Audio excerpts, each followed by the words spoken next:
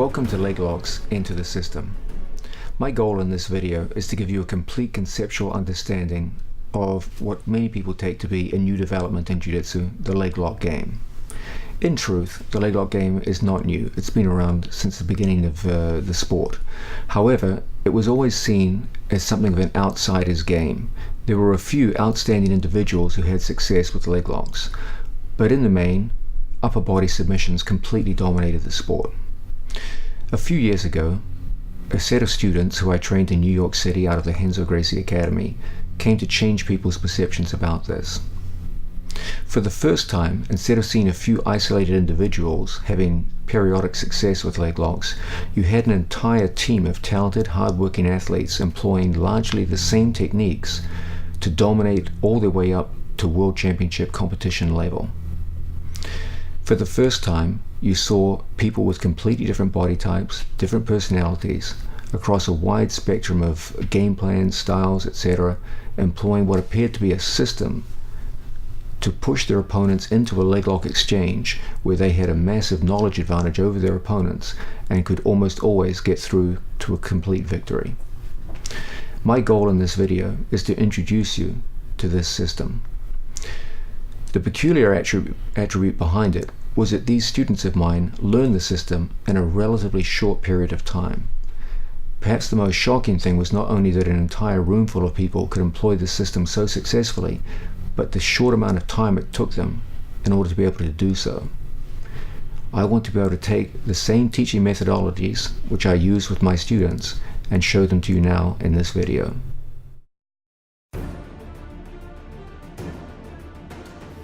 We can describe the leg lock system in the following terms. There is a general or overall system. It consists of 6 essential and sequential skills. The first 2 skills involve 2 skills welded together. That's because in practice they're so closely unified that they can't realistically be pulled apart. So the first essential skill is grip and inside position. The second is distance and connection. The third is your ability to break an opponent down to a hip. The fourth, to be able to negate your opponent's resistance to the control in which he finds himself. The fifth is to generate heel exposure.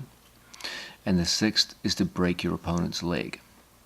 These 6 essential and sequential skills run throughout all elements of the leg lock system. However, in order to manifest those skills, they have to be further divided into 3 subsystems.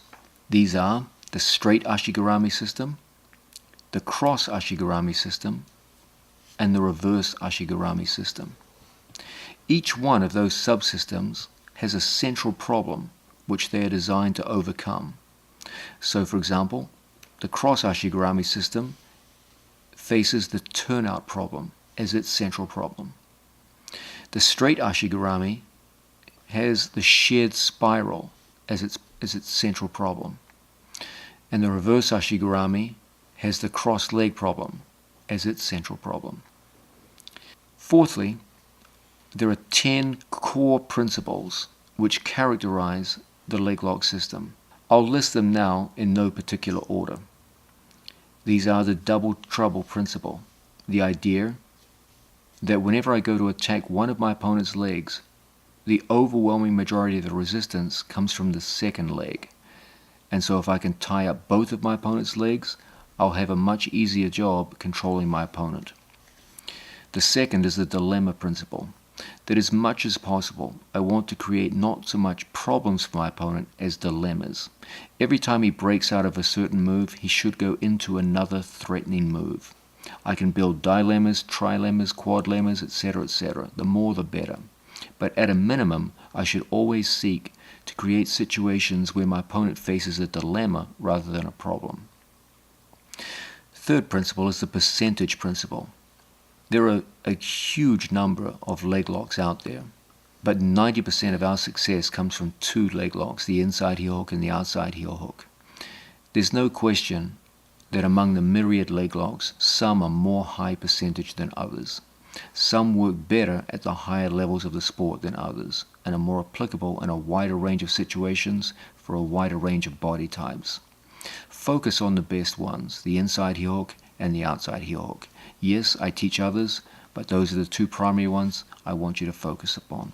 Fourthly, there is the central problem principle. It's my belief that for any situation in the sport of jiu-jitsu, there is always one central problem, sometimes more than one, but at least one central problem that motivates the actions of both athletes. It gives direction to the scenario in which they find themselves. Understanding what the central problem is the beginning of how to build a system to create solutions to that problem. The fifth principle is the separation principle. I make a strong separation between the mechanism of controlling my opponent and the mechanism of breaking my opponent. Very few people do this. Most people just teach a heel hook per se, rather than the mechanism of control, the ashigarami, versus the mechanism of breaking, the heel hook itself. You must learn to divorce the two to maximize your effectiveness. The sixth principle is the hierarchy principle. Just as Brazilian Jiu-Jitsu as a whole is divided up into hierarchies, there are various pins, some of which are valued more highly than others, so too the various leg locks and the various ashigaramis are also arranged in hierarchies. Understanding which are the more valuable, the more desired locks and control positions is very, very important for your development in your leg locking game. A seventh principle is the opposing forces principle. This is the idea that whenever we go to control and break our opponent, we always want to create situations where the direction of my break and the direction of my ashigarami go in opposing directions. In addition, when I go to physically break someone, the forces that I apply on the joint should also be in opposing directions in order to maximizing your breaking potential. The eighth principle is the holistic principle. Most people just teach heel hooks or any other leg lock as an isolated move. We've seen this idea that the best way to understand leg locking is to look at it as a sequence of events that begins long before the heel hook itself is enacted. It begins with things like grip and inside position. And only when a long chain of events have been put into operation do you finally get through to the move that breaks your opponent. Only when you understand the whole process of heel hooking do you have success. The ninth principle is the multiple ashigarami principle. This is the idea that for almost all of our most successful and high percentage attacks, we will employ more than one ashigarami to enact one lock. Most people simply apply an ashigarami, one ashigarami per lock, whereas we will use multiple ashigaramis to cover different tasks. We see heel hooking as a multitask activity. There are many separate tasks that need to be performed in order to apply one heel hook. The best way to operate is to have an ashigarami per task so that you can custom fit your control mechanism to what you're trying to achieve for every step of the journey of heel hooking. The 10th principle is the closed wedges over open wedges principle. You'll notice that my favorite breaking positions all involve closed or reinforced wedges, where one of my legs reinforces the position of the other. This creates a much stronger, tighter control over my opponent's movement than if I have open legs around my opponent's legs. The two most favored breaking positions, inside Senkaku and outside Ashigarami, both feature closed wedges.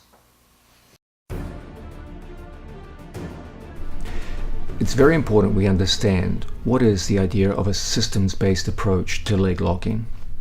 In truth, there are many people who teach leg locks, but they almost always do so as moves. They will show a heel hook, for example, is just an isolated move. We put our legs in this position here, we apply our arms in this fashion, that's a heel hook. Taught in this way, I find that students tend to have very mixed results with leg locking.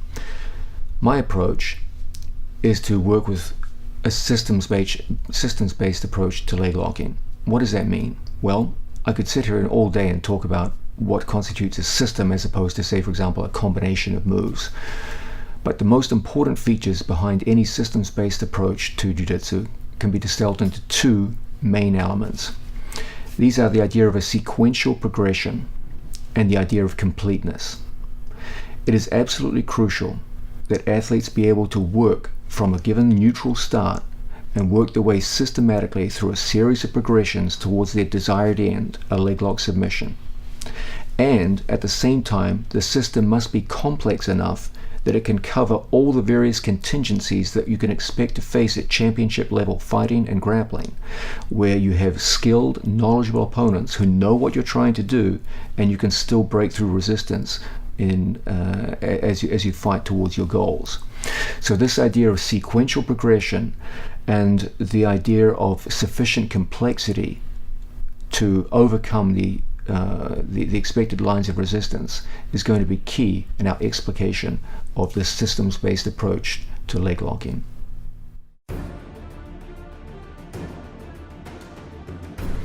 Even though the primary goal of this DVD is to show you the workings and the construction of the leg lock system, there is also a deeper secondary goal.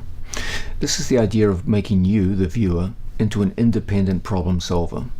So often, the spirit of an instructional video is one of presenting material, and the viewer is a passive learner, where they simply mimic the various moves that they see in front of them.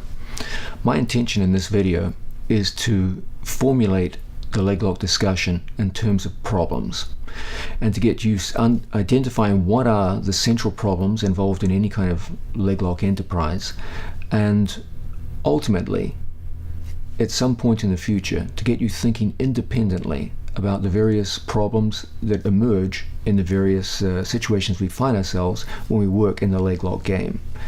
I don't want, as it were, an army of robots following what I do. I want you ultimately to be able to identify what the central problems are, look at the various solutions that myself and my students have proposed, and then ultimately expand upon those and become an independent problem solver yourself. Let's begin with a brief overview of the system itself. It's important you have a clear sense of direction as to where this video is going and what are the subject matters that we need to peruse in order to give you a sense of what you're going to be doing when you get into the leg lock game. Here we get an interesting juxtaposition between complexity and simplicity. There's a danger in making systems overly complex. Remember, jiu-jitsu is a physical sport. It's a combat sport. As such, you're going to have to apply the knowledge you're going to learn in this instructional series under duress. You're going to have to do it in stressful situations where you're physically tired, mentally fatigued, and possibly even physically injured. It's certainly possible.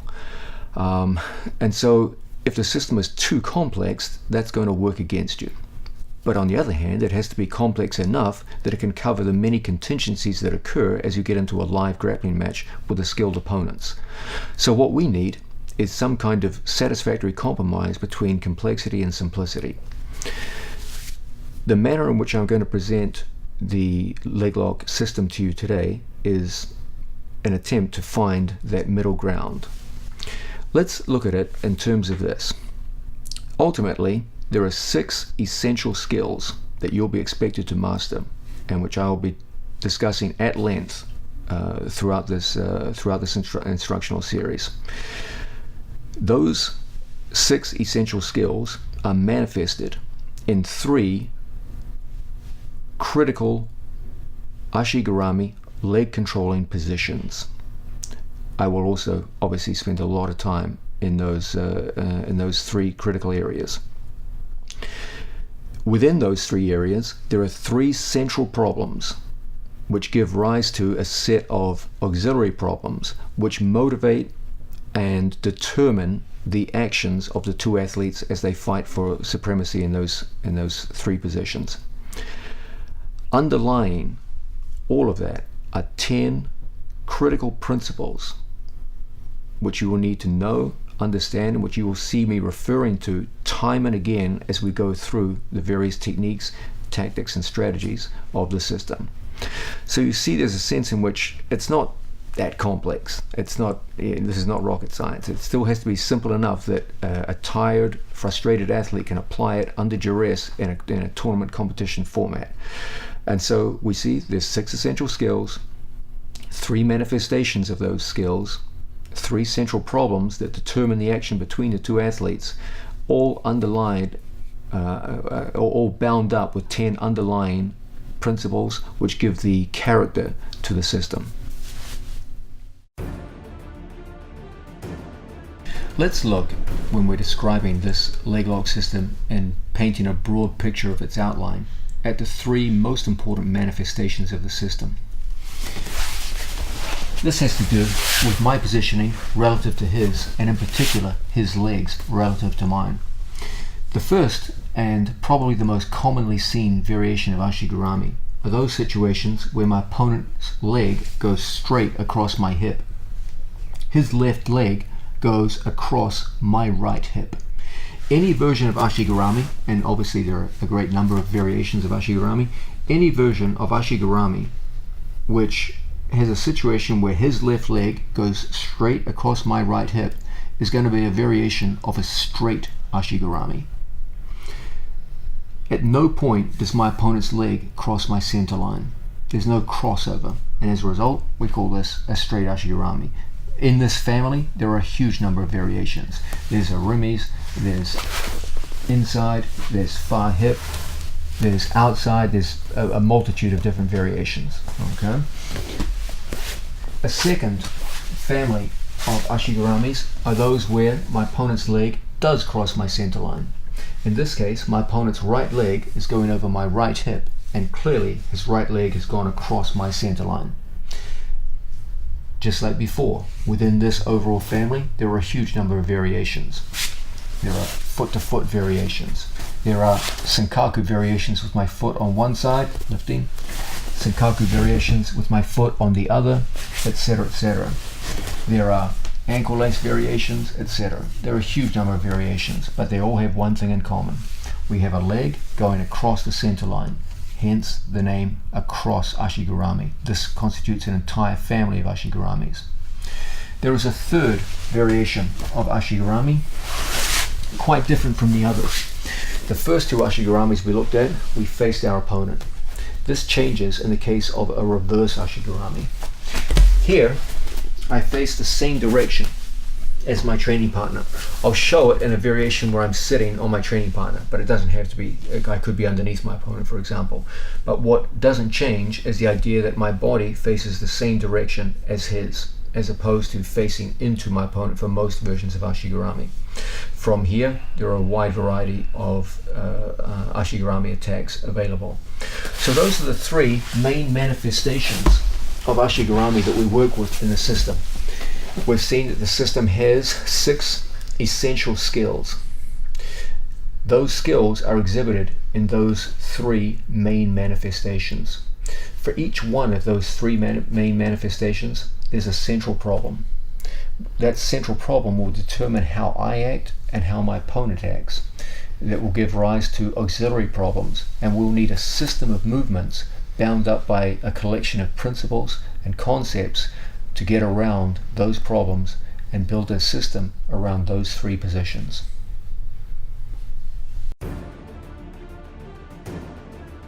Now it's time to get into the first of the essential skills, grip and inside position. Now I know what you're thinking. That's 2 skills, grip, inside position. Well, in truth, when you're in competition, the 2 are so closely interwoven as a skill set that it's detrimental to teach them apart from each other. Remember, you're going to be using them in unison, so I normally teach them in unison. What does this mean? What does inside position mean? What do we talk about when we mean inside position? Well, whenever we go to work to control the human body, we are always struck with 2 basic options that we work with. When I go to control my opponent's limbs, I can control them from the inside, where my elbows and wrists are inside my opponent's arm, for example, or I can control from the outside, where I control, for example, 2-on-1 gripping. Okay, what's the difference? Well, inside control, I take my opponent's limbs out and away from his center line. Outside control, I push the elbow in this case across the center line. As a general rule, one tends to expose and isolate a limb, whereas the other tends to expose my opponent's back. Okay? Both are extremely useful means of controlling the human body. If you're going to call yourself a master of jiu-jitsu at some point in your life, you're going to have to master both of them. As a general rule, however, almost all of the leg lock entries and attacks that we utilize some form of inside position, particularly with the lower body. That means my feet, at least one of them, must be inside my opponent's legs, anywhere from the hip, the knee, to the ankle. Okay? If both of my legs are on the outside of my opponent's body, there are many good attacks I can use from here, but they are mostly upper body attacks. I myself would now be rather vulnerable to my opponent's attacks with my feet in the outside position. So for both safety from his attacks and my ability to get into my own attacks, we generally look to fight a battle for inside position regardless of whether my opponent is on his knees, as he is now, or whether he puts one leg up, or if he goes into a full standing position. At least one of my feet must be in the inside position before I can go into my opponent's legs. And as a general rule, we typically prefer 2 feet inside.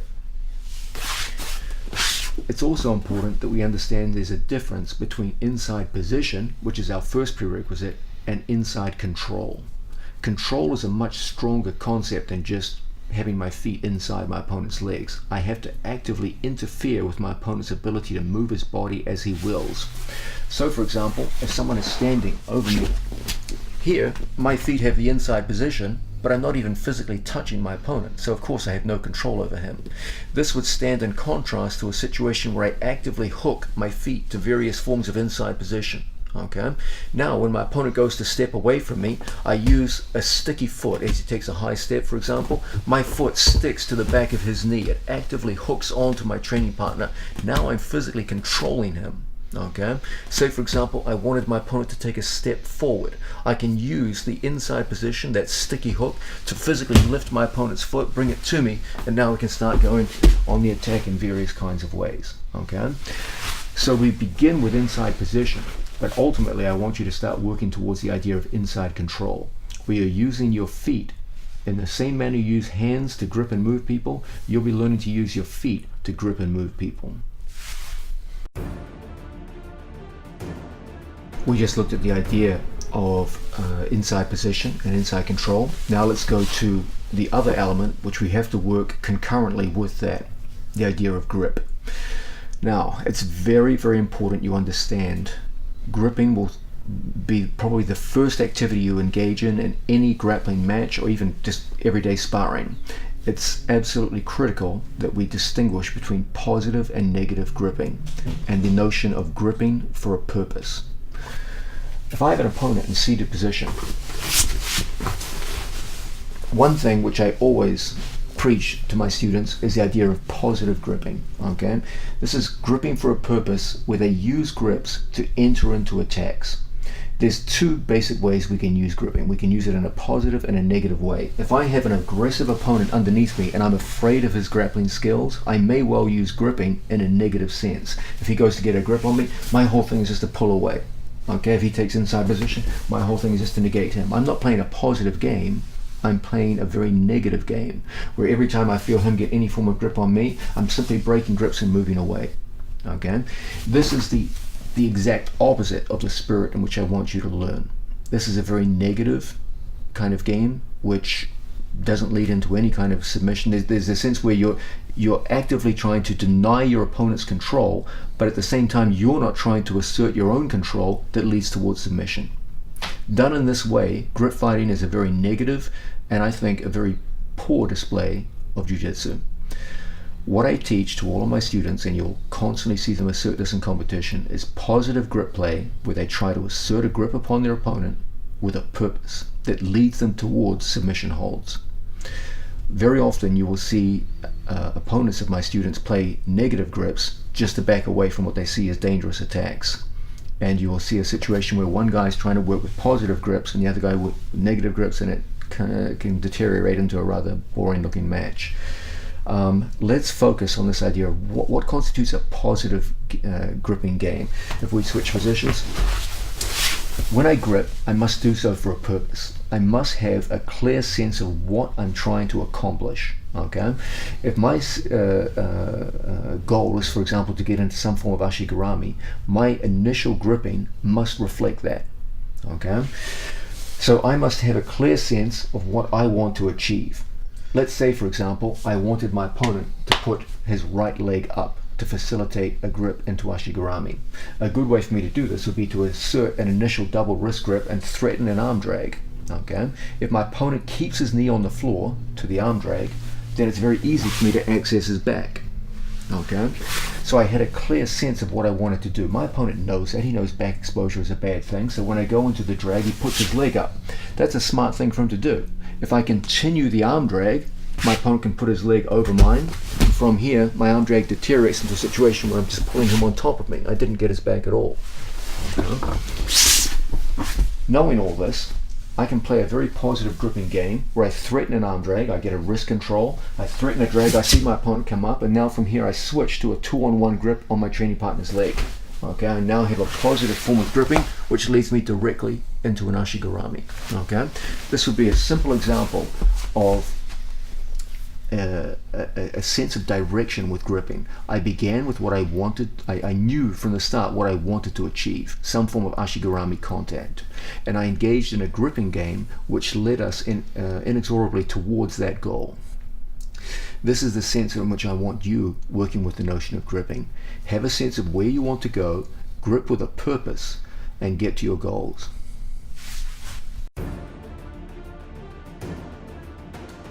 It's time for us to get into the actual nitty-gritty of gripping. The first form of gripping that I want you to focus on, and one which all my students excel in, is 2-on-1 gripping.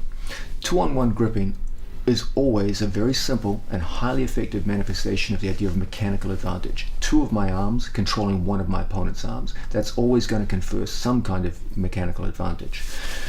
Whenever we work from bottom position, I always encourage my students to control one of their opponent's limbs with two of theirs. Okay, this is a sense in which smaller, weaker people can control bigger, stronger people at one important part of their body. Now the question is, what are the various forms of 2-on-1 gripping? Well, the three main ones that I want you to focus on are first, 2-on-1 at the wrist with my palms facing up. Then 2-on-1 on the wrist, palms facing down. And then, perhaps the one we use more than any other, the 2-on-1 elbow grip, holding onto our training partner just like so. Okay, let's look at these three various forms of grip in some detail and start to teach you why they're such an important part of our game. What is their mechanical principle? Well, first let's understand something about the nature of gripping. Whenever I go to grip with my hands, the weakness of my grip will always be the area between my thumb and fingers. So for example, if I hold Placido's hand in this position, the area of weakness is between thumb and fingers. That's where he will always pull away from me. If he pulls up in this direction, he easily breaks my grip. Okay? If he tries to push his hand in this direction, he goes into my hand. If he goes to go downward, he goes into my fingers. And so the grip is maintained. He can always readily identify the weakness of my grip by looking where is the gap between thumb and fingers, and just go into that gap and easily pull away from me. The idea behind 2-on-1 gripping is that one hand will cover up for the weaknesses of another. The way we do this is we take our thumbs pointing in opposite directions and we lock over so that the area of weakness between thumb and finger is covered by the other hand. Okay, so here my right hand is gripping and you can see the weakness is right there. My second hand goes over the top and covers it.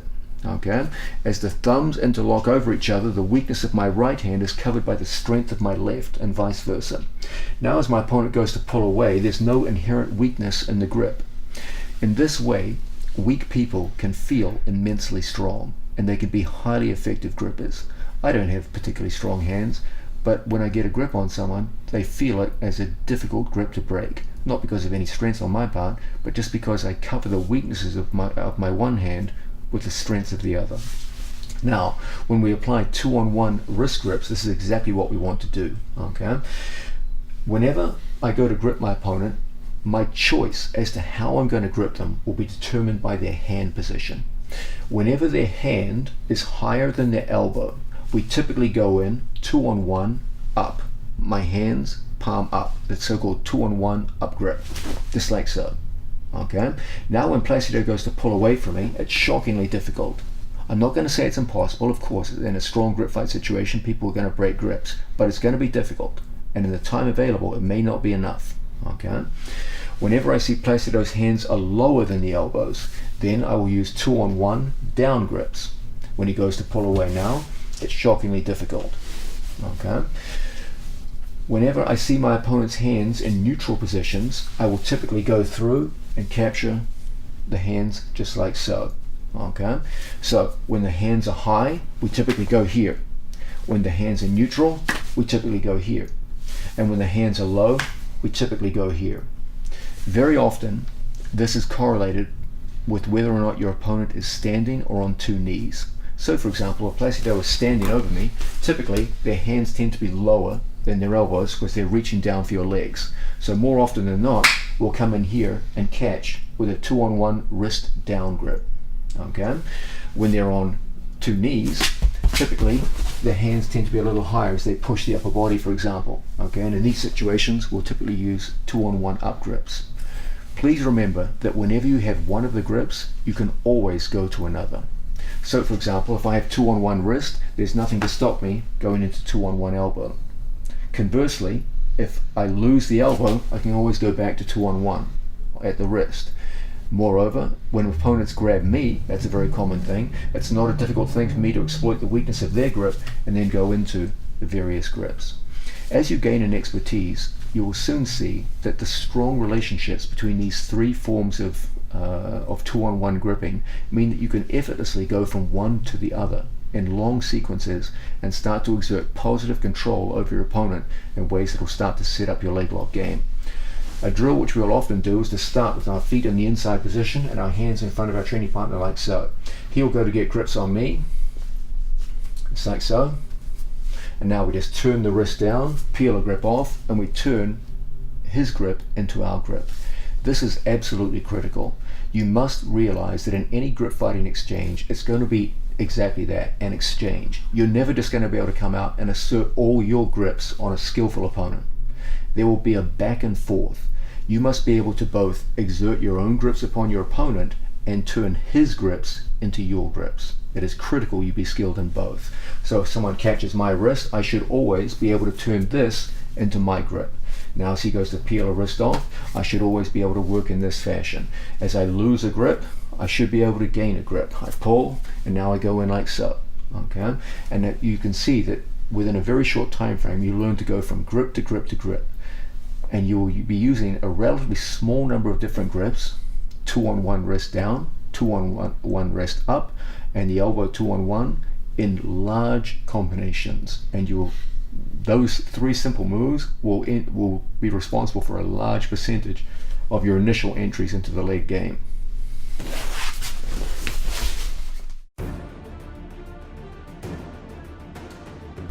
We're starting to get into the mechanics, the nuts and bolts of gripping. We're looking first at upper body gripping. One of the first methods of upper body gripping that I want you to excel in is the idea of 2-on-1 gripping. This confers an immediate form of mechanical advantage over an opponent and enables us to use a big part of our body, two limbs, to negate or shut down the workings of one part of their body, a single limb.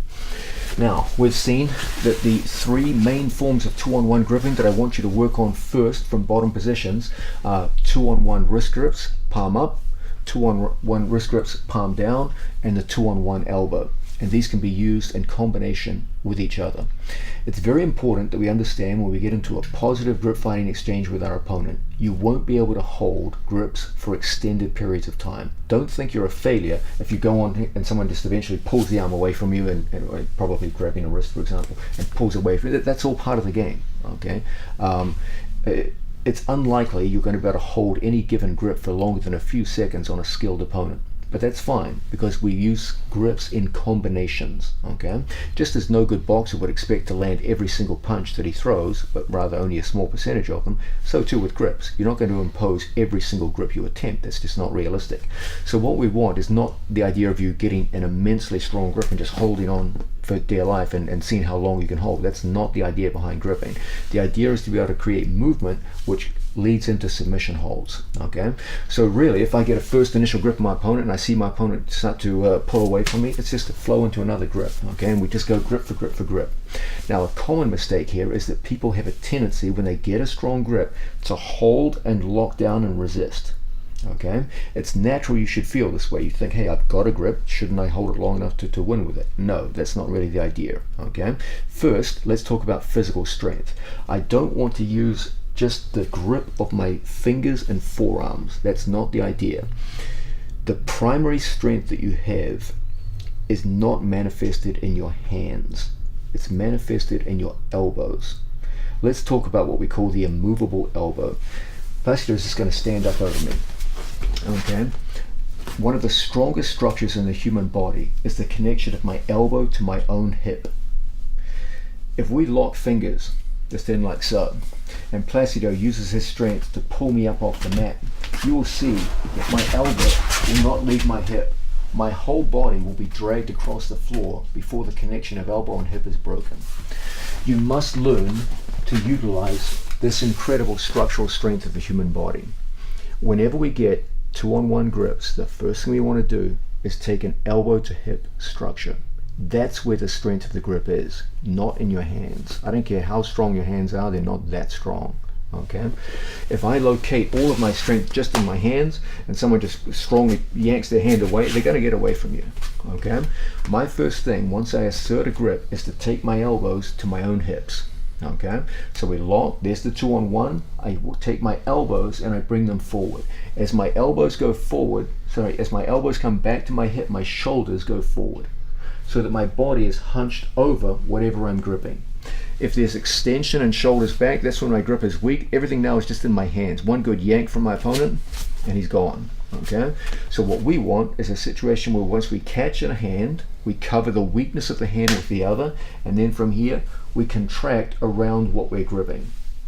My shoulders come forward, my elbows come to my hips. Now, even as Placido walks backwards on his buttocks, he feels like I'm like an anchor, hard to pull away. Okay, but even this is not what I want you doing. The best grip fighters never pull against resistance.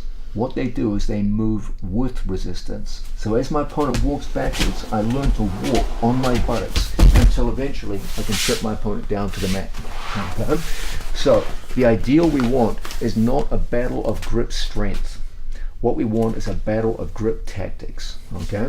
When I work from this position and I assert, I'm just using as an example now, a 2-on-1 down grip at the wrist. We catch and catch.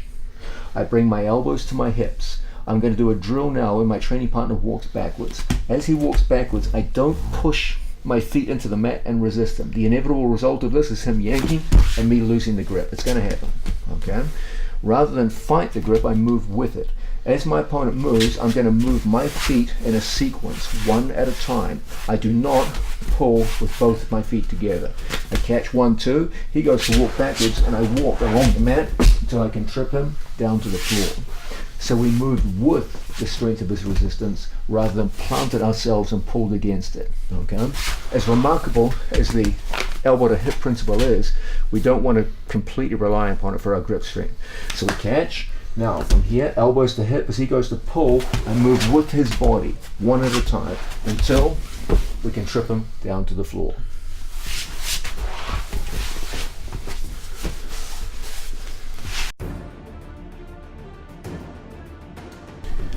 We're starting to get into the details of the gripping game, which is the precursor to getting into our opponent's legs. Remember, everything starts with grip. You're going to have to get some kind of grip and at the same time fight for inside position with your legs and feet, and only then can you actually start to get into the leg lock game. Without grip and without inside position, no amount of leg lock details that I can show you later in the instructional video are going to be of any use.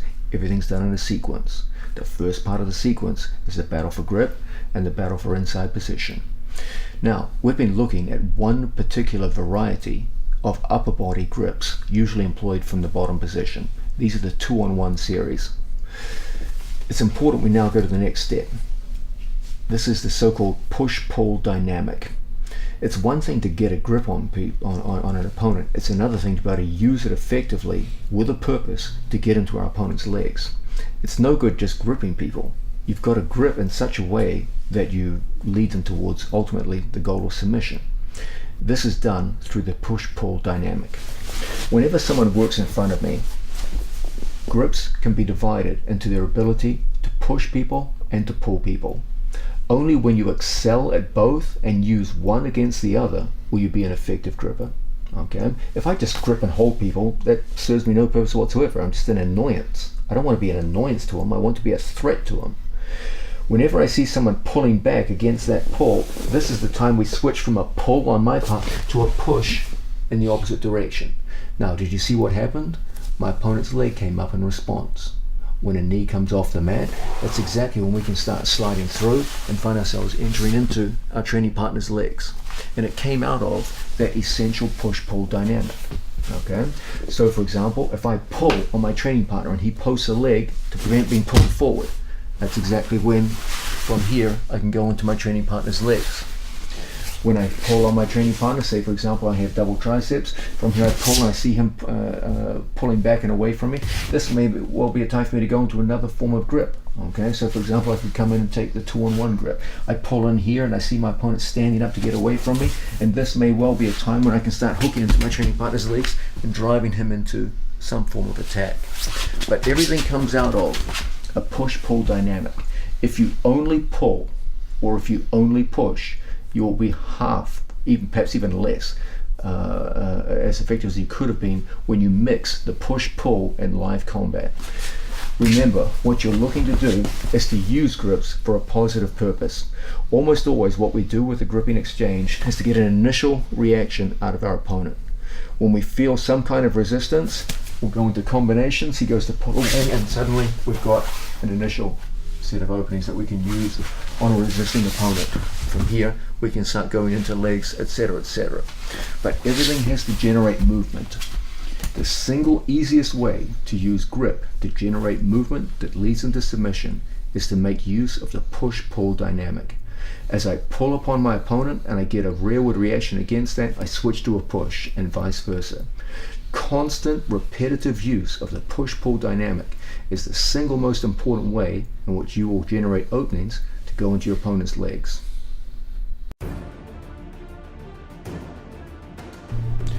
We've been looking at the details of gripping, and when we first went into our gripping teaching, we looked at the idea of controlling our opponent's limbs. In particular, we looked at the idea of 2-on-1 gripping. 2-on-1 wrist up, 2-on wrist down, 2-on-1 elbow. Our three favorite forms of 2-on-1 gripping from butterfly guard situations. It's absolutely critical that in addition to being able to grip a limb effectively, you be able to grip the torso effectively. Okay? Controlling a limb is one thing, but controlling a torso is the other. We've seen that the fundamental dynamic that we work with is the push-pull dynamic. We can operate at the limb for push-pull. I can use an elbow 2-on-1 to push and pull an opponent very effectively. Okay? But one of the best ways to do it is through the torso. Okay? Here we're looking at controlling our opponent's center of mass. The main ways in which we do this are collar and elbow. This is one very effective form of control. Through the head, when my opponent goes to pull away, it's a difficult thing because the head is controlled, and at the same time we can get strong pushes from the exact same grip. Okay. The other is double underhooks, one of the strongest of all the pulling grips. When my opponent goes to pull away from this, it's a shockingly difficult thing to do. The other is a tight waist grip on my training partner, also a very good pulling grip to bring my opponent's torso forward. Okay. And the one which perhaps we use more than any other is double triceps. Okay, now that's odd. I just said I was gripping the torso, but here surely I'm gripping the arms, no? Well, you are and you aren't. Most people take double elbow grips down here at the elbow. I much prefer to see my athletes working higher on the arm so that it's the shoulders that are being controlled, high up towards the triceps. The idea behind this grip is that I'm controlling the shoulders, and through the shoulders the torso, rather than the elbows and the arm. Okay? I bring my body in close, just like so. When my opponent goes to pull away from me, it's a shockingly difficult thing. And this is an incredibly strong pulling grip that brings my opponent's center of gravity forward. Okay? So the main grips that we work with are collar and elbow, double tricep, and double underhook. When we work with the double underhook, my way of working is a little different from most. Most people like to lock their hands here. That's okay, it's not wrong, but the problem is now Placido can easily frame his forearm underneath my throat, push away, and break my grips. Okay? What I prefer to see my athletes do is hold right in here and bring their elbows towards their own hips, so that we get the immovable elbow that we talked about earlier. When my opponent goes to pull away now, it's shockingly difficult. When he tries to frame inside with his forearm, it's very, very difficult for him to do so in the time available. And we can often get people moving in ways which lead directly into submission. Once again, the main grips that we work with: double triceps, in like so, my head in close. Okay? Double underhooks, hands at the shoulders rather than locked hands, elbows in close to our body, controlling his body movement. Tight waist grips, and like so, a single hand around my training partner's waist. Grips like these give us a tremendous propensity to pull our opponents in and get underneath their center of gravity.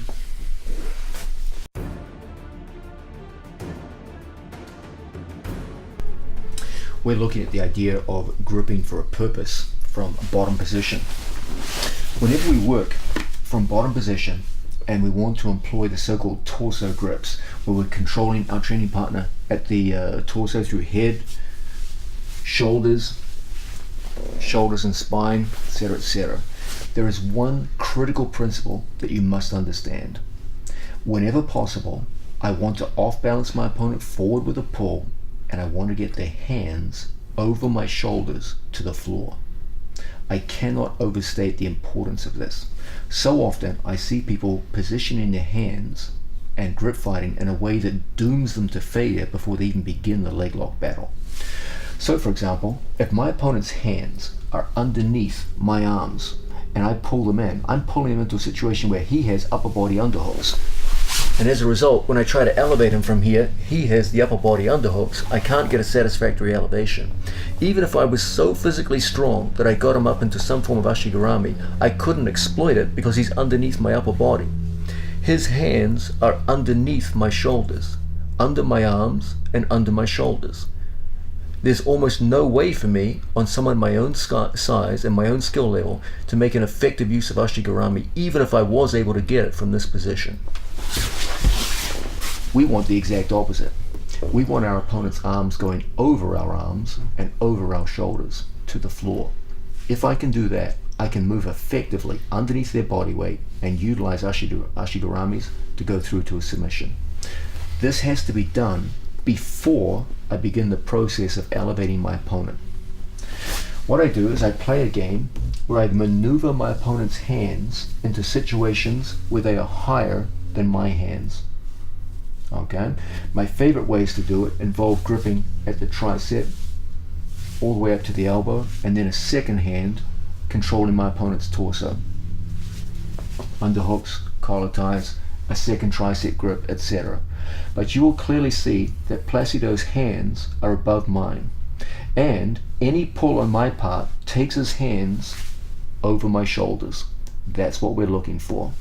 Don't be intimidated if your opponent puts a thumb block in here. You can always break a thumb block just by pulling and turning your elbows in and getting those hands over your shoulders. You must develop this as a skill. It's subtle, people don't see it, but it's critical for your success. Always in these situations, we're going to start by taking our training partner's arms, even if he has double thumb blocks, and from here, breaking the hands over my shoulders. Now, any elevation on my part will put Placido's hands on the floor over my shoulders. There's no underhooks on his part from here. And as a result, I can continue that process of elevation in ways that ultimately will land us into the leg lock game. This has to be understood and it has to be practiced on your part. Let's go through some common sense examples of this in operation. Whenever my opponent has any form of upper body grip on me from here, I'm always looking to get this situation. His hands going over my biceps and shoulders so that any pull forward brings his hands into a situation where, yep, they're down on the floor over my shoulders. What we're actively looking to avoid is a situation where his hands are inside my arms so that when I try to elevate him, his arms are underneath my arms. I can't get anything going from here. I'm shut down. And he's actually in a fairly strong passing position. We have to have a sense of where are his hands in relation to my arms and shoulders. Okay? This is what we want. His hands on top. So that everything that pulls brings the hands over the shoulders. Now we can work. Now we can get his hands on the floor, over our shoulders and over our arms, and elevations will be highly successful. Here, all of my best attacks are upper body attacks. This is a good hold, but not for the lower body. This is for upper body. Now, how are we going to play this game?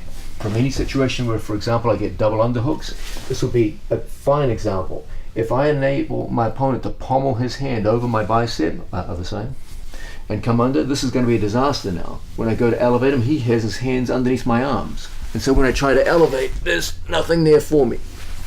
That's why it's so important that when we play this game, I close the elbows and I draw him forward. So when he tries to pommel in, it's so difficult and so easy for us to get his hands to the mat into an elevated position where we can start to play the leg lock game. So too with collar and elbow. If I play like so, this is good for upper body submissions, terrible for lower body. Okay? What we want are situations where the hand is going over. So I will play my game in exactly that fashion. I will often use my second hand to pass the hand to the outside and get the hand position I want. Now when Placido tries to bring his hand back in, look how I pull on the arm. And now, what have we got? Hands over our shoulders in a position where our elevation immediately leads into the Ashigarami game. Always, we're looking for this simple visual cue as to whether or not we're going to be able to play the elevation game. Where are his hands in relation to my arms? I need them over my arms, so ultimately I can get them on the floor over my shoulders. From there, every elevation will give me an excellent chance to get into my opponent's legs and assert the Ashigarami. We're looking at the idea of gripping to go into the leg lock game. So far, everything we've done has been upper body grips. Now, let's understand something about the purpose of upper body gripping. When I have an opponent on two knees, I can't really get into my opponent's legs and assert an Ashigarami as long as his knees are on the floor. So what we looked at was the idea of using 2-on-1 gripping or some variation of torso gripping to get our opponent's knees off the mat. Once a knee comes off the mat, then we can start going into the leg lock game. So for example, we saw that off an elevation, I get my opponent's knees well off the mat with any form of elevation, and as a result, it's not difficult for me now to punch my legs into some form of Ashigarami.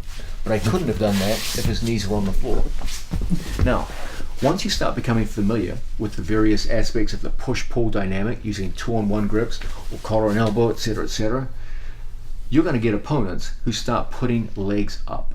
Okay, they do that to widen their base. If they don't put the legs up, it's relatively easy for you now to start sweeping people. Okay, so you often see this dynamic where the legs go up, etc., etc. The moment someone posts a leg, the knee comes off the mat, I can go into the legs. Okay, remember that's always my visual cue. Are the knees on the mat or not? If someone's posted a leg, he's taken the knee off the mat for me. I didn't have to elevate him. Okay. Correspondingly, if someone stands up, obviously now both knees are off the mat, and I go directly into the Ashigarami game. Okay. But if he's on two knees, we needed an upper body gripping game to force their knees off the mat so we could enter the legs. Okay. Now we're looking at a situation where my opponent has willingly posted a knee. It might be because he wants to stand up, for example. Okay. Whenever we see a posted knee, our first thing is to ask, are my feet still in the inside position? because it's possible for my opponent to post his foot inside my feet and steal the inside position from me. We'll look first at a situation where he posts his leg to the outside. That's usually the case because I keep my feet close together in these situations. It's hard for him to take his foot straight to the inside position. Whenever we see a posted leg to the outside, we're going to take advantage with a 2-on-1 leg grip. We've been looking at 2-on-1 arm grips, now 2-on-1 leg. When we go to snatch a leg, my favorite way to do it involves a grip below the knee and a grip above the knee. When we do this, people often misunderstand the nature of 2-on-1 leg gripping. They think you grab the leg and pull the leg. No, you grab the leg, yes, but you don't pull it. You hold it in place. Remember, a leg is much stronger than your hands. Realistically, you're not going to be able to pull someone big and strong around by the leg with your hands. So what we do is we shoot our hands, and I take my knee right behind my training partner's knee. So I have wrist deep, one at the calf, one at the thigh. My whole thing is to get my knee behind his knee. I find the top of my knee into the pocket of his knee. Okay, so from a situation where we're facing each other and I see my opponent post a leg, I come out and I insert the 2-on-1 grip. Now I use my feet to pull my body in, and I put my knee right behind his. What brings him to me is not my hands. My hands are only designed to prevent him from stepping his leg off my knee, like so. That's all they do. My knee brings him to me. It's my knee coming back to my chest that draws my opponent's body weight. I make it a battle of my leg against his leg, not my hands against his leg. Now from here, the feet come up, and we're in an ashigarami and ready to play. Once again, from any situation, 2 knees down, where we're playing the upper body game, and as we play here, we see an opponent post a leg. Off that push-pull dynamic, my hands come back, we snatch the grip. I use my feet to pull myself in, and I put my knee in behind his knee. My hands prevent him from kicking out. That's all they do. But what brings him to me is my knee to chest action. From here, I fit the ashigarami in place, and we're in a position now where we can go on the attack.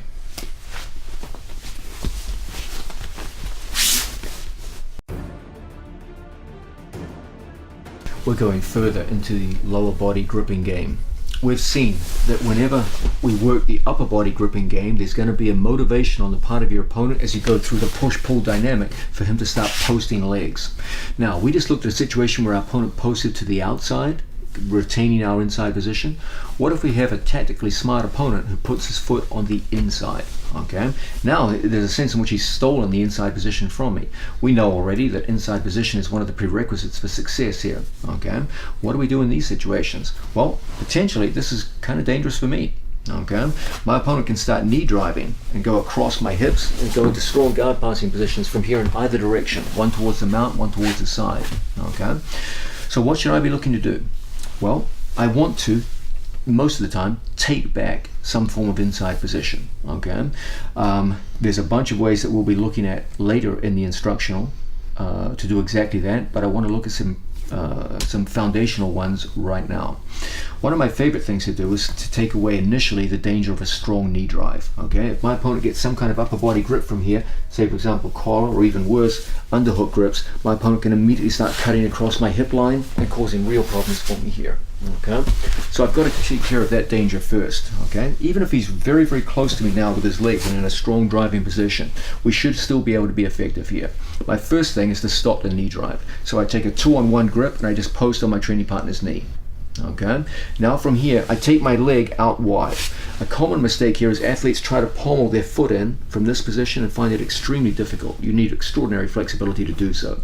If we bring our leg out wide, now we can always fit the leg in. Okay, I have a hip replacement, and if I can get a hip replacement leg in like this, you should be able to do this pretty easily. So I block, elbow to hip, just like so. I bring my leg out wide, and in one motion I pommel my foot in very, very easily. Now I go around the corner and I lock up wrist deep, palm down on my training partner's leg, just like so. Okay, now when he tries to knee drive now, I have the inside position. I put my right knee in my training partner's hip. I have inside position, my shoelaces are inside his, and now I'm in the perfect position to extend my leg and find myself right back in the ashigarami game. Once again, we have an opponent who's done a good job of getting inside position with his foot. There's a danger now that if he gets some kind of upper body control, he can start passing. Remember, what actually passes your guard is his knee, so stop that. I close my elbows to make the upper body game difficult for him to win, and I post. I bring my leg out wide so that I can easily pommel even a hip replacement leg to the inside position. If I don't do that and I just try to bring it in a straight line, it's difficult. We bring out and around, and we go in wrist deep and catch. Now, even as he drives forward, I put a cross frame in place, lift, elevate, and we're in position. Okay, let's have a look at that again and start to close in on the small details that make this work even against resistance. We know that ultimately our opponent wants to come forward with the knee first, the upper body second, and then start the passing game. So that's the thing that's going to cause the initial problems. Stop it first, prioritize it. Okay, then from here I need inside position. I come in at an advantageous angle to get the inside position. My elbows are close to my body, makes it hard for him to dig for that underhook. Now the next thing is his upper body's going to come forward. I cross frame. I come in wrist deep so that as he drives forward, even if he takes his underhook now, it would mean nothing because I have too much inside position with the lower body, and as a result we quickly fire our legs up into a winning position.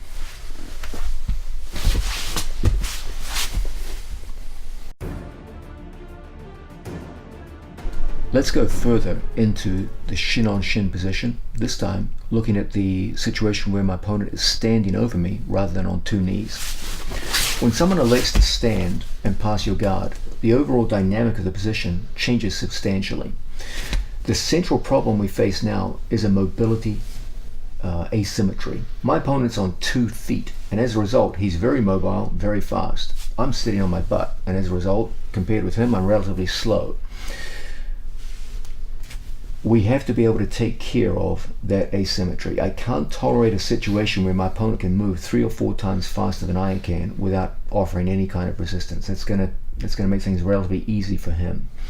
So one of the first things I like to get into here is a simple shin on shin gripping strategy which dramatically slows down and limits my opponent's movement potential. When I'm in front of my training partner, I take my foot and I hook my shoelaces inside my training partner's ankle. Let's be particular about the way we go to hook. Don't just place your foot in an lackadaisical fashion. I need to retract my toes back towards my own knee so that I make an active hook on my training partner. Now, it doesn't take a rocket scientist to figure out that in this situation, my grip with my foot is very strong, foot to foot. If Placido tries to bring his 2 feet together, my foot obstructs him. It's strong in that direction. However, it provides no resistance in this direction. He could easily just step out. Okay? That weakness of my foot grip has to be covered by my arm grip. So I'm going to shoot my arm wrist deep around my training partner's leg, palm down. I'm going to cup my training partner and snake my hand around my training partner's calf muscle and bring my elbow and knee close together so that the strength of my foot grip covers the weakness of my hand grip, and the strength of my hand grip covers the weakness of my foot grip. Now when my training partner goes to pull out, his leg is controlled from both sides. Okay? Interestingly, I can also determine the position of my training partner's other leg. I'm controlling Placido's right leg, but this grip enables me to determine the direction of movement of his other leg. Even as my opponent steps away from me, he can go as far as he wants, steps as far as he wants. All I have to do is put my hand on the floor and bring my left hand to my right hand, and like a magic trick, I can make his second leg come to my hand. Just like so. Okay? Either bringing hands to floor or foot to hand. If he doesn't put his hands on the floor, stepping back, I'll bring his foot to my hand. If he puts his hands on the mat, that too is a win for me. Either way, I'll be able to get into my opponent's legs. Okay? Let's have a look at this again. I have an opponent standing in a staggered stance. I can only access one of his legs. I place my shoelaces inside my training partner's ankle. I scoop my body forward and I go wrist deep and I take a snaking grip around my training partner's calf muscle. This enables me to put considerable push-pull on my training partner's leg. Even when he avoids my hands and steps back, I can always bring his foot to me merely by pulling my left hand to my right hand. And now his hands back in a position where it can be gripped. The only way my opponent can avoid stepping forward is to put his hands on the mat, and that too gives me easy access to the legs. Either way, I'm going to be able to pull in a good Ashigarami here. I'll demonstrate that now. Again, we have an opponent standing over us. Say for example, I start off with a grip here and I feel my opponent pulling away. I'll come into my opponent's leg. So as I lost an upper body grip, I gained a lower body grip. Okay. Now I want to exert control. I want him stepping where I want. He wants to step away from me, but I want him coming towards me. So I pull my left hand to my right and I get immediate access to his foot. From here, it's an easy thing for us to come up into some variation of the Ashigarami game. Correspondingly too, if he should prevent himself from stepping forward by putting his hands on the mat, it's just as easy. So I pull in on my training partner from here and I feel I'm losing the upper body grip. I go into a lower body grip, just like so. Now, this time, he doesn't take a step, he puts hands on the mat. That too will create an unweighted leg. I simply post on my training partner's upper body and I'm right away into the Ashigarami game. Okay?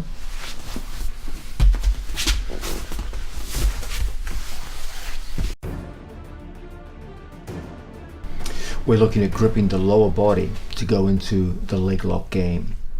A method of gripping which I often teach to my students and which they've had tremendous success with over the years is the notion of scoop gripping. Let's first introduce some terminology here. I know people worry why I use specific terminologies. Let's explain this right now. Just lying down, Placido. Okay, what is a scoop grip? Okay, just lay down. I refer to any grip where I go underneath my training partner's leg, like so, as a scoop grip. Now, many of you out there refer to this as an underhook. Okay, I'm a coach. I have to be able to give precise instructions in hectic, combative situations to an opponent, to a student that are unambiguous. If I call this an underhook, and I have a student, for example, in say half guard top, okay, and I'm the guy in the corner calling underhook, left side underhook. What does that mean? The student's confused. Did he mean this, or did he mean that? I can't have that kind of confusion. Okay, let's refer to underhooks as upper body grips underneath the arm, and this as a scoop grip, so that when I talk about a scoop, I'm referring to an underhook on the leg, and when I talk about an underhook, I mean the conventional use of the term an underhook on the arm. That way there's no ambiguity. I can call to a student, scoop grip left side, and he knows exactly what I want. I can call out to a student, underhook left side, and he'll take it right here. Okay? If we just use underhook to describe this, and underhook to describe this, when I call to an underhook or I'm teaching you in class, it could mean one or two different things, and that might mean the difference between winning or losing a match. So it's very important we make a distinction here. I know it's terminology and some people don't like this kind of precision, but it's important. This is the kind of terminology that makes a difference between winning and losing. Okay, so when I talk about underhooking a leg, let's talk about that as a scoop grip. And when we talk about underhooking an arm, we'll use that in the conventional wrestling sense of an underhook to the upper body. Okay, so let's just use that as terminology. Now, let's talk about scoop gripping the leg from bottom position. Very often, as we've seen, we'll have an opponent who posts a leg. This gives tremendous opportunity for us to use the power of scoop gripping and get into effective leg attacks. Okay, what's the advantage of scoop gripping? Why do I favor it so much? Let's come on this side, Placido. The beauty of scoop gripping is it enables me to control both upper leg and lower leg with one arm. If I just take an overwrap grip on my training partner and hold, okay, I'm controlling his lower leg, but I do nothing to control his upper leg. Okay, when I go into a scoop grip, a single hand is both positioned at the upper leg, like so, and my elbow is positioned at the lower leg. So one arm is controlling both upper leg and lower leg. It normally takes me two arms to control both upper and lower, but scoop gripping enables me to use a single leg, leaving me a second hand free to do other work with, and controlling both upper and lower leg. That's the magic of this scoop gripping. Let's have a look at this now, the situation where we have a training partner on 2 knees and we're playing the upper body game and we see him post a leg. Okay. From here, I'm going to go through and I'm going to catch one. That holds the leg in place. Off the catch, I go through and I take the scoop grip. Scoop grips have a tremendous propensity to pull people's body weight. Okay, I cannot emphasize this enough. When you get a scoop grip, you can drag body weight along the mat. I will demonstrate it now. I'll have a training partner in a supine position, lying down. If I have my partner here in a situation where he just walks away from me, okay, just a simple scoop grip as he continues to walk. As he moves all this way away from me, just this simple scoop grip will enable me to pull him back with minimal effort. Okay, you cannot overstate the power of scoop grips for moving human body weight.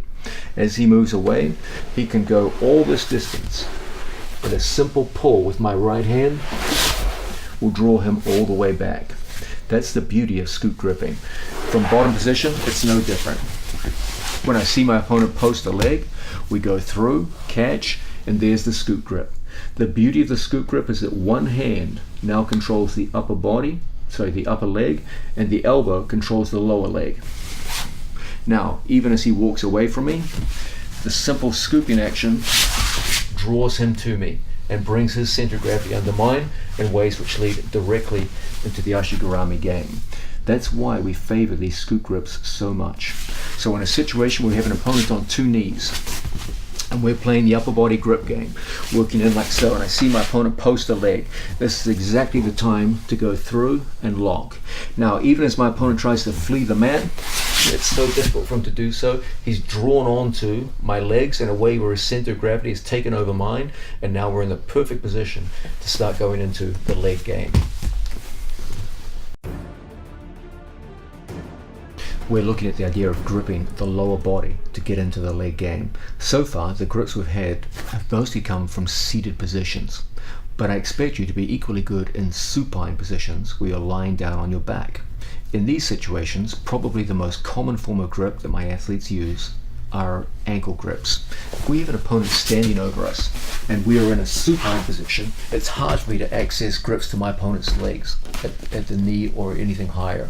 So most of the time when we work in a supine position, we look to establish inside foot position first. I can't have my feet dangling where my opponent can throw my legs by and start passing. That's not a good thing. So we need to move sufficiently close that we can hook in on the opposite leg that we wish to control. If my opponent is in a staggered stance and has, for example, his right leg forward and left leg back, then I will put the first hook on the back leg. Then from here, I shoot my hand down and I catch my training partner at the ankle. When I hit this grip, I typically try to put my forearm over my training partner's shoelaces. That gives good control of the foot, and I make sure that I grip with my pinky knuckle very close to the floor. Precision is important here. I want to grab the end of the lever. Don't be naive and just grab anywhere on the calf and think that's good enough. Okay? Try to cover the shoelaces and your knuckles very, very close to the mat. That provides maximum control of the leg in this position. Now, as my opponent goes to pull away from me and move around, I want to physically pull his leg into my hip. If there's space between my hip and the foot, Placido can kick his foot forward and circle it out and around. That's not a very good thing. So once I establish control of my opponent's foot, I hug it into my own hip. When he goes to kick out now, it's a very difficult thing. Okay, it doesn't look like much of a control, but it's quite strong. Now, from here, I take my leg around the corner and I put my knee in behind his knee. It's my knee that draws him forward. There's 2 forces here. My left knee pulls towards my chest, and my right knee pushes out in this direction. This has an immediate destabilizing effect on my training partner that creates a situation where I can throw my legs and take the Ashigarami position very readily. Let's have a look at this again. If I'm seated, I'm typically looking to grip at the knees. But when I'm supine, that becomes almost impossible. So typically, the grips are down here at the ankle. Precision is important. I want to initially cover the shoelaces and the Achilles tendon. Don't just grab anywhere. And please, this is not the time to be grabbing with your thumb. We use a 5-finger grip around like so. This is a pulling grip, not a pushing grip. Okay, we lock up, we take our shoelaces to our training partner's opposite leg, and we hug our training partner's shoelaces to our buttocks. So when he goes to yank his leg out, it's shockingly difficult. If it were just my hand controlling Placido in this position, he could easily high leg out and kick away from me. Okay, we have to be able to stop that action. So I hug the foot to my buttocks. When he goes to high leg out now, it's stuck. Now, I'm not physically strong enough just to pull someone in with my hands in this position. It's my legs that do the pulling. I bring my knee behind. This knee comes to my chest. This knee goes outwards. The kazushi, or off-balancing effect, is very strong.